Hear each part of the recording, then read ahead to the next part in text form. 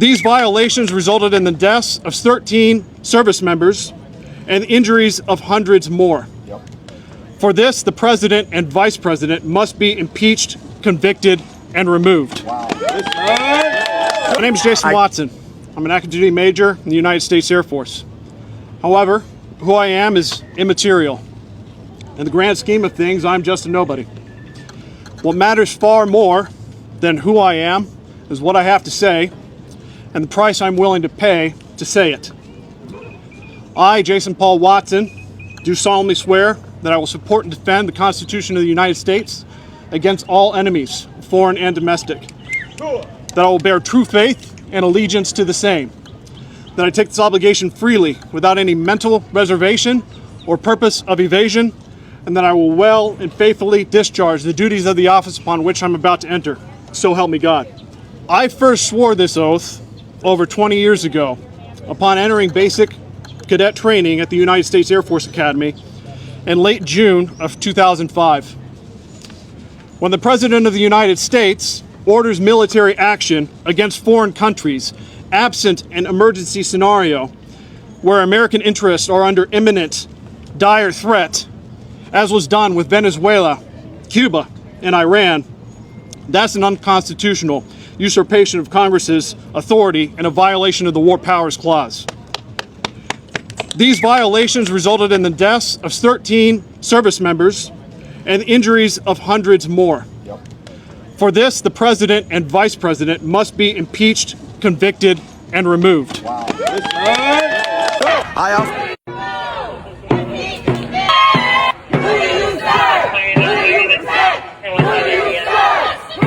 Capitol Police. Yesterday, the federal government arrested an active duty Air Force major for standing on the Capitol steps and saying out loud that the president broke his oath. Major Jason Watson, 20 years in uniform, in cuffs, on the steps for holding a sign. The man is a motherfucking hero, and I need you to understand why. And to all my brothers and sisters in uniform, listen up. Jason Watson is a logistics readiness officer on leave from a NATO post in Poland, 2 decades of service defending this country. Months ago, he went to a group called the Removal Coalition, founded by Jessica Denson, and asked them to organize an event for him because he decided to do this on purpose with his eyes open. He walked up the Capitol steps in uniform, held a sign that read, "Impeach, convict, remove," and said the strikes on Venezuela and Iran violated the War Powers Clause and killed 13 service members. A serving officer said the Constitution was broken and the government put him in handcuffs. Now, the technicality they got him on. The Capitol steps are a no-protest zone unless you're accompanied by a member of Congress. Watson was escorted up by Democratic Congressman Al Green of Texas, the one member of the House who has actually forced impeachment votes against Trump this term. So Watson was legally allowed to stand there right up until the second Green walked away. The moment his congressional cover stepped off, he was no longer shielded, and he knew it. And Capitol Police moved in. Think about how that works, though. Your First Amendment rights on the people's steps last exactly as long as one specific congressperson is standing next to you. As they cuffed him, the crowd chanted, "Who do you serve? Who do you protect?" Watson kept his oath, and that is the whole problem. Every officer, every service member swears to defend the Constitution against all enemies, foreign and domestic. He did exactly that on camera, knowing it could end his career. The people who outrank him took the same oath, and they have shredded it, peed on it, shit on it, and thrown it in the toilet. The golden toilet. And when one man had the nerve to say so, they arrested him. And here's the geography of it, which I still can't believe. 4 years ago, a mob stormed these same steps, smashed through the doors, and hunted for members of Congress. Those people were pardoned. They can visit the Capitol as free men, except for the ones who have been rearrested for, doing horrible things to people. Yesterday, a serving officer stood peacefully on those same stone steps with a sign, and he is the one who left in handcuffs. Same steps. Storm them for Trump, you're forgiven. Stand on them against him, you're arrested. That is not law enforcement. That is a loyalty test with handcuffs. And it has nothing to do with what you did and everything to do with whose side you're on. Watson said it himself before they took him, quote, "If a nobody like me can take a stand for the Constitution, then you can too." Dude, you are not a nobody. He is a 20-year officer who remembers the thing his whole chain of command forgot, that the oath is to the Constitution, not to the man. Happy 250th. Land of the fecking free. Look at your screen, look at his picture, and remember his name. This patriot an active duty officer who served this country since 2005, was arrested Wednesday, July 1st, 2026, on the steps of the U.S. Capitol. He was arrested for doing what our elected officials are too weak, too cowardly, and too compromised to do. He stood on those steps holding a sign that said, "Impeach, convict, remove." This wasn't political theatrics. This wasn't for attention. He said this administration violated the Constitution, that they launched illegal military actions in Cuba, Venezuela, and Iran, and it cost the lives of 13 service members. He put his entire 21-year career on the line. He knows the Pentagon rules, but he couldn't stay silent. That should tell you something. So I read that protesting or demonstrating on Capitol steps is illegal unless accompanied by a member of Congress. And yes, we know that Representative Al Green was with him, but when he left, Jason Watson was standing there alone, and that's when they arrested him. The charges against him were crowding, obstructing, and incommoding. Incommoding, to inconvenience, disturb, or cause minor discomfort to someone. Aw, poor Trump and Vance. What I want to know is, where were the rest of our leaders? They say they care about the Constitution. They should have been standing there with Al Green and Jason Watson. They should have formed a human shield around this patriot. The courage running through Major Watson's veins, indescribable. We need more active duty service members and more representatives to do exactly what Jason Watson did. How are you able to give an oath to protect us from foreign or domestic violence if you are not allowed to talk about what's happening domestically in the United States? Legally, he's not allowed to, but he has to make an oath to. So he done what his oath told him to do, and he called out the people responsible for having illegal attacks on other countries, and he was arrested for it. And if you're telling me that you could go to the military, any branch, I don't care what branch, and risk your life for this country, and then you are not allowed to call out this country when it is doing wrong, then I don't think anybody should ever enlist in the military at all. Let the country go to hell if that's what the country wants so badly. And this is not even talking about where they had the Capitol blocked off. People's not allowed to go up the steps. You mean the people who paid for those steps cannot walk up there? However, they were allowed to January 6th. Is that what you're telling me? I think that's hypocritical. And I think those steps belong to the American citizens, and they shouldn't have been blocked off. If they weren't blocked off and it wasn't illegal on January 6th, it shouldn't be illegal for actual peaceful protesting. What happened when a serving military officer publicly accused the president of violating the Constitution? Is it an act of courage, or a breach of military rules, or a warning about the state of free speech in America? Those are the questions at the center of controversy. Incident involving Major Jason Watson, an active U.S. Air Force officer who was arrested after staging a protest on the step of U.S. Capitol. Welcome to Truth Verdict, where we examine the facts, the claim, and the controversy shaping today's headline. Special credit to the staged video used to influence this documentary. These violations resulted in the deaths of 13 service members and injuries of hundreds more. For this, the president and vice president must be impeached, convicted, and removed. My name is Jason Watson. I'm an active duty major in the United States Air Force. However, who I am is immaterial. In the grand scheme of things, I'm just a nobody. What matters far more than who I am is what I have to say and the price I'm willing to pay to say it. I, Jason Paul Watson, do solemnly swear that I will support and defend the Constitution of the United States against all enemies, foreign and domestic. That I will bear true faith and allegiance to the same. That I take this obligation freely, without any mental reservation or purpose of evasion. and that I will well and faithfully discharge the duties of the office upon which I'm about to enter. So help me God. I first swore this oath over 20 years ago upon entering basic cadet training at the United States Air Force Academy in late June of 2005. When the President of the United States orders military action against foreign countries, absent an emergency scenario where American interests are under imminent, dire threat, as was done with Venezuela, Cuba, and Iran, that's an unconstitutional usurpation of Congress's authority and a violation of the War Powers Clause. These violations resulted in the deaths of 13 service members and injuries of hundreds more. For this, the President and Vice President must be impeached, convicted, and removed.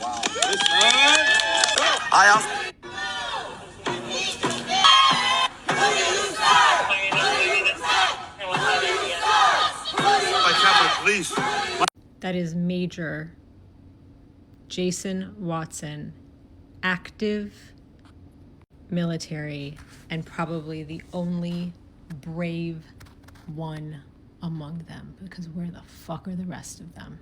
This is what you're supposed to do. This is what foreign and domestic. Enemies, foreign and domestic, and he is the only one who was brave enough to do what he's supposed to do. Listen, I know someone, if you're watching this, hi, who's a Marine, and I've asked him flat out, what is the vibe? What's going on? What's the temperature? What's the culture? And basically, everyone is disgusted, everyone is humiliated, everyone is angry, but they all just keep their heads down to keep their jobs.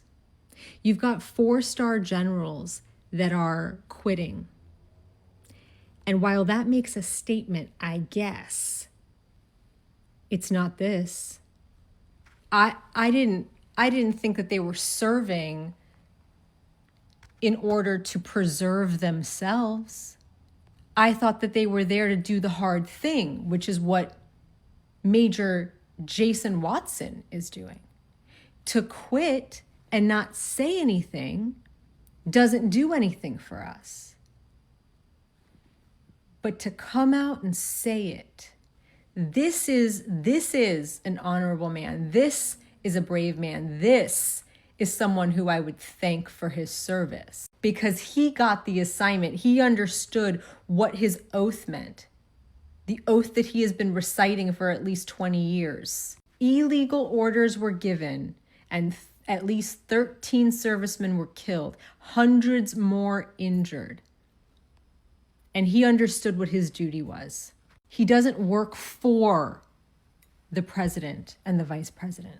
He works for the American people, and he is telling you that.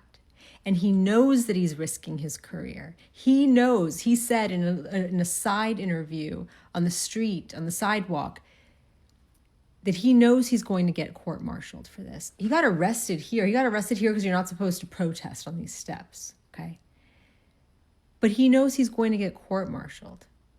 He has committed his entire life to service to this country. And he's about to get stripped probably of his pension, any of the safety nets that he was working toward. But that's what those 4-star generals were working toward. They were working toward their safety net. This guy had principle, has principle. And I just want to know where the rest of you are. Because they can't court-martial all of you. Especially if the JAGs do it too. Who's gonna court-martial you? JAGs, I'm talking to you. You took an oath too. Court-martial him for what? Doing what his oath requires him to do? This is a man. This is a man who is honoring his oath to this country and to the people. And so far, he's one of one. I know for a fact, aside from maybe the new cadets, maybe the new guys who like are like, yeah, fuck yeah, do I get an opportunity to go kill somebody? Aside from maybe them too green to get it, the rest of them, the rest of the old guard is disgusted by Hegseth especially. They hate the fact that they have to take orders from that guy. They're humiliated by him. They hate the way he talks. They hate the way he talks about war and killing people. They hate it. So where the fuck are you? The people will support you. There's a creator, Jess Talk, TOK3, and she has his funding platforms in her bio because he's going to need lawyers. This is to the rest of you guys. The people will come together and protect you. The people will come together. You have to be feeling the movement. You have to be feeling that people are looking for someone to put their energy behind. The people are waking up to the fact that the establishment's not going to save anybody. That's why the rise in the DSA. The people will help you. Follow suit. We're counting on you. This is your example. This is the only one amongst you so far who knows what his oath means. And the mainstream media doesn't give a fuck. Mainstream media is not covering it. Here's an excerpt from his speech. Our Constitution binds us all together as Americans. Like countless veterans before me, military members serving now, I've devoted my life in service,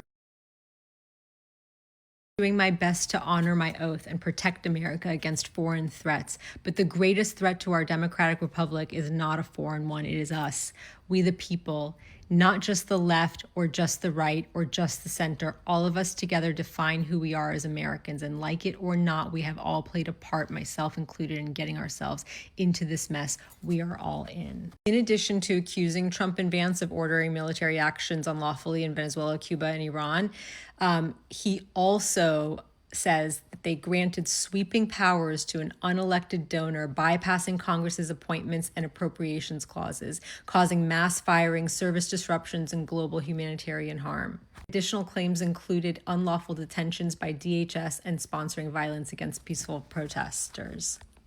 I need the rest of you to follow suit. We'll protect you. We've had you all over the world doing things I know you didn't want to do, telling you that you were fighting bad guys. And I know most of you have woken up to the idea and to the fact you were just making some people very rich. It's time to actually protect the American people now. It's time. It's time now to do your duty to the American people. We won't forget it. We won't forsake you. I've donated. I will continue to do so, and I'll put Jess Talk 3's in the caption.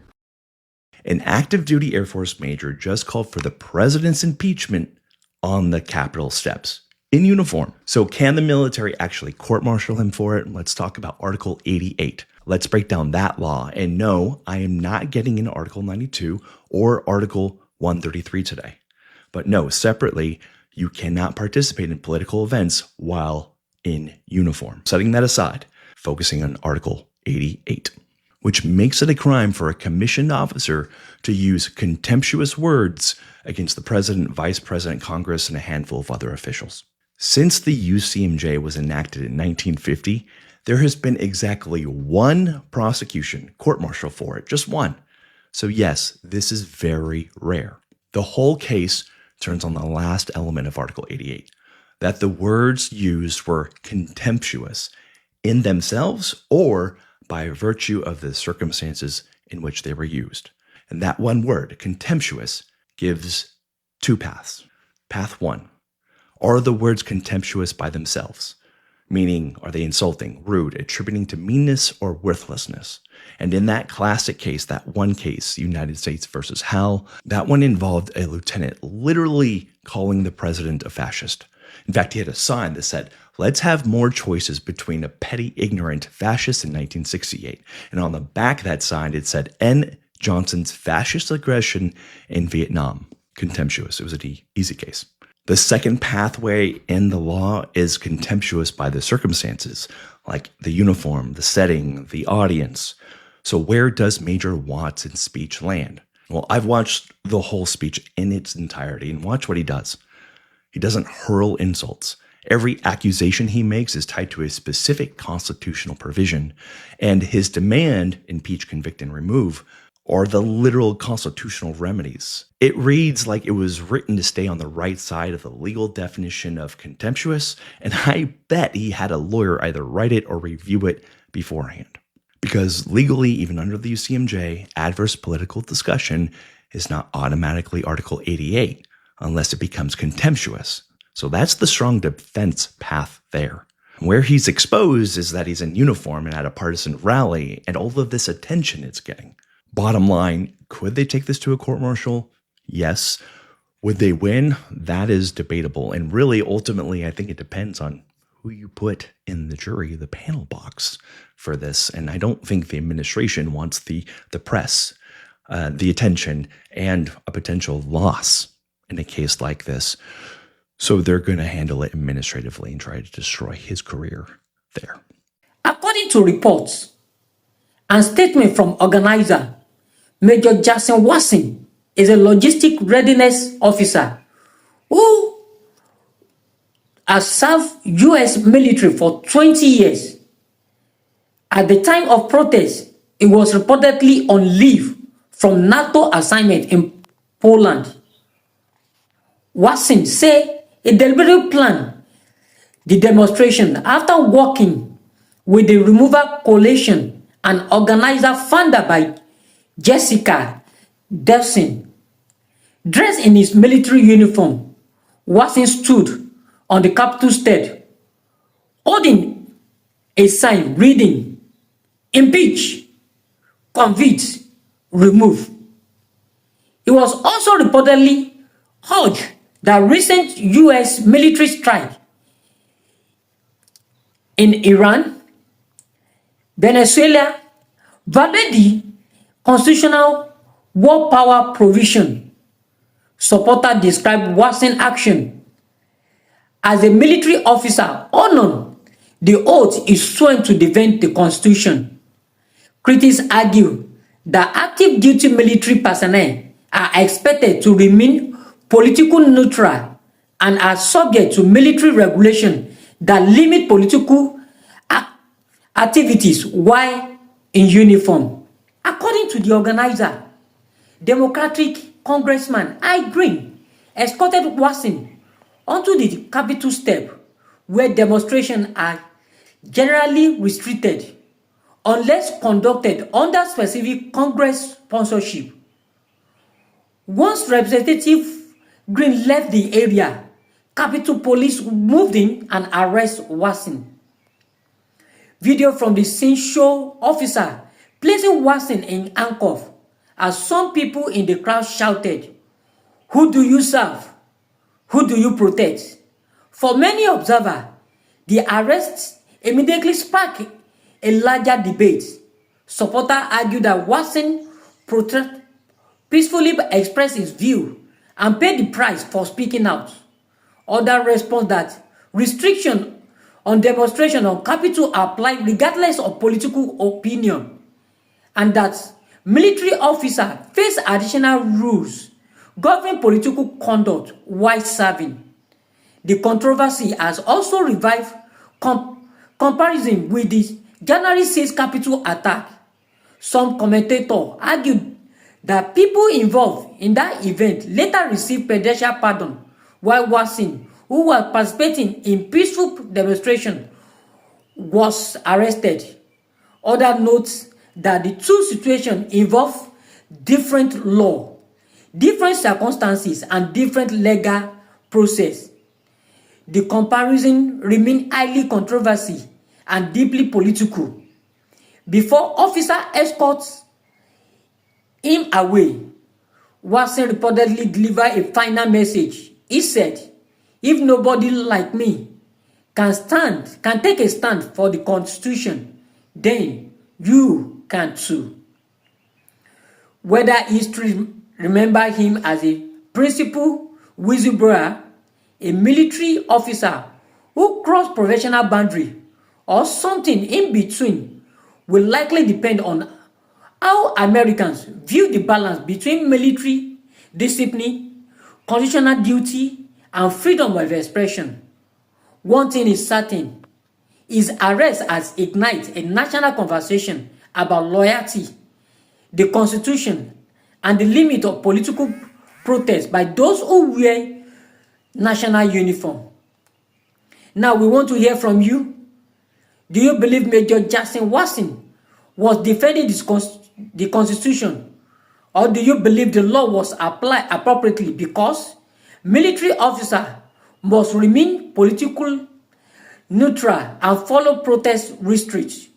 Share your thoughts respectively in the comment below. If you believe in balancing reporting that examine all sides of today's bigger story, don't forget to like this video, share it with others, and subscribe to Truth Verdict so you won't miss our next investigation. Special thanks and credit to the original Stitches video creator whose footage inspired this discussion. Please support the original creator by watching their content as well. Until next time, stay cool and stay calm. Bye.